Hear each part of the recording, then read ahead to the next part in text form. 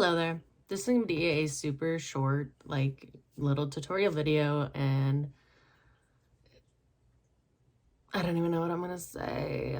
I'm going to just start filming. Before we start this, I'm not a financial advisor. I'm not a money advisor. This is just tips and tricks I know. So obviously do some research before you go into this. Make sure that you are okay opening a credit card before you go in doing this, and read the fine prints. Anyways, this is my little series called the Untouristy Tourist, where I give you little tidbits and tips about traveling and trying to travel cheap and maybe less touristy. Because let's be honest, those resorts that are $400 and look Instagrammable are amazing, but not all of us can afford the $400 Instagrammable resort. So I'm going to start the series by doing little tips and tricks for you on how to travel, because I currently am traveling as a digital nomad. I'm starting up again in March, where I just live around the world, and I got an online job. That's a whole other story. This video today is going to be about cheap flights. Here, I'm going to teach you one way to start your traveling journey with a cheap flight option. So let's get into it. Okay. So the thing to know, this is just one tip. This is one breakdown tip. This is going to be for people in the USA. I don't have as much information for abroad. I'm going to be making more videos later about some ways when you're living abroad that you can find cheaper flights.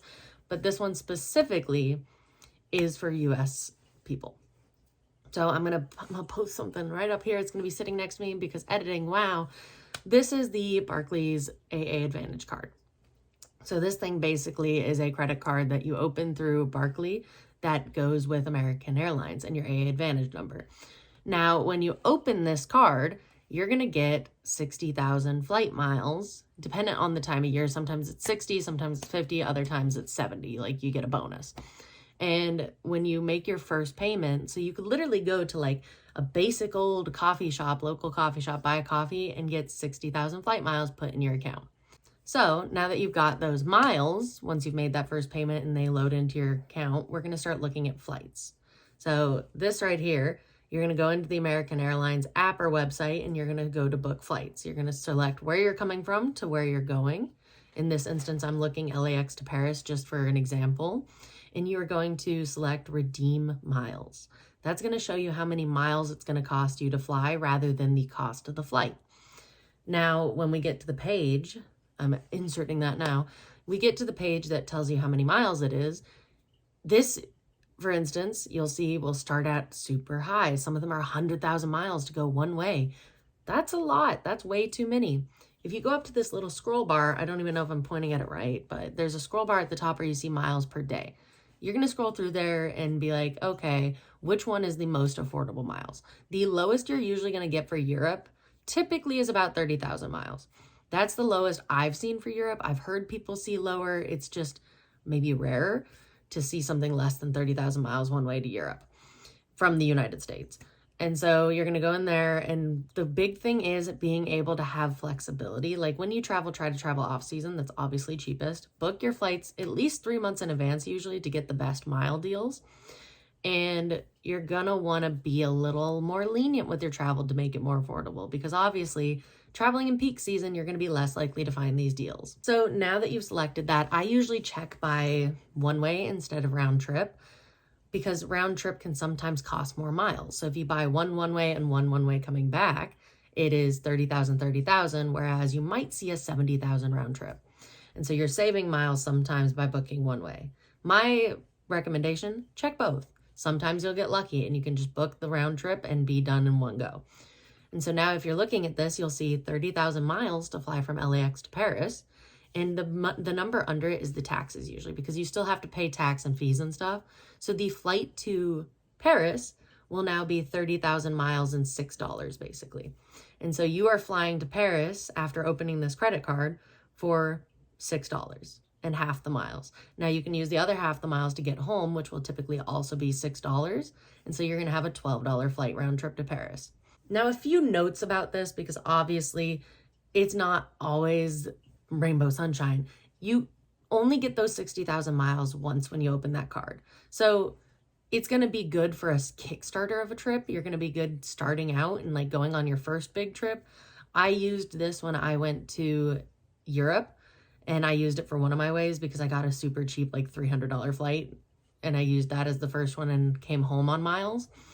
But it's a good Kickstarter for somebody that wants to travel and maybe do one big trip or start with a big trip now and thinks that they can't afford it, because a lot of the cost of travel starts in the flights. Flights to international places from the United States are so expensive. They're so expensive. And so I recommend this as kind of a route to starting your travel journey. And as I go on with this series, I'll start to tell you more options for like finding flights between locations if you want to go to multiple countries in Europe, or if you want to do Asia and you want to go between countries, the best way to find the cheapest flights. But for now, this is just the get you there flight. So now that we've established that, a few important things to note about this. You are going to be paying a $99 annual fee.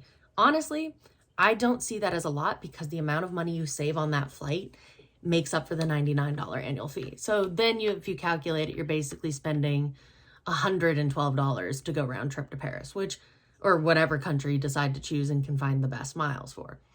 That's not bad. Like, flights going to Europe can range upward of lowest end 300 if you're super lucky. That is like amazing deal, to upwards of $800 to thousands of dollars. And so I see the $99 as kind of I pay it so that I can go. Another thing, every dollar you spend on this card will add a mile. So I pay $1, I pay $8 for a coffee. I get 8 flight miles. That goes into my American Airlines account and it just sticks there until I can use them. Another thing to note is that you are not going to be charged international transaction fees, foreign transaction fees when you're traveling. So if you use this card when you're abroad, you're not getting charged all those foreign transaction fees your regular bank might charge you.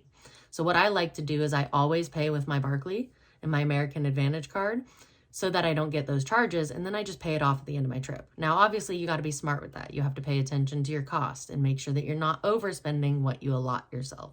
But it's a great way to travel without getting all those extra charges, because sometimes you can get quite an amount of foreign transaction charges, and then you're sitting at the end going, I didn't spend that much money, and it's like $100-something in foreign charges, where you don't need to spend those if you got this. Now, obviously, it's important to do your research before going into this. Read about the amount of money it's going to cost if you try to do a cash advance. Read about, like, if you're able to open another credit card, because sometimes if you have too many, opening a credit card will ding your credit.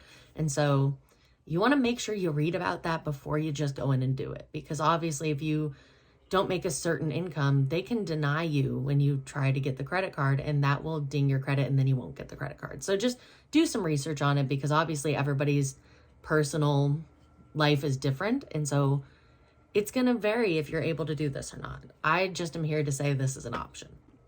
And the last thing to note, I have put the link to the page for the Barclay card in this description box down below. I don't know anything about this fancy YouTube stuff, but if you go down there, you can check out the link, read up about it, decide if it's something you want to do. Honestly, something you can start with is check out and see if 60,000 miles will be enough to get you to your first spot. And if not, you can open that card, get those 60,000 miles, and start paying your rent, start paying expensive things with that card, and you'll start getting a mile for every dollar, and you'll make up to the miles you need. But yeah, this is just tip 1. So this is the start of the tip of the iceberg for all of the travel tips I'm going to try to give you, because I see so many people that are doing travel content, and yeah, it looks amazing, but a lot of it's costly, because a lot of those beautiful, stunning, like almost too perfect things can cost a lot. And for me, there's a way to do it and still get those moments without spending $400 a night or thousands of dollars on flights. So this is just part 1 on how to get a cheap flight.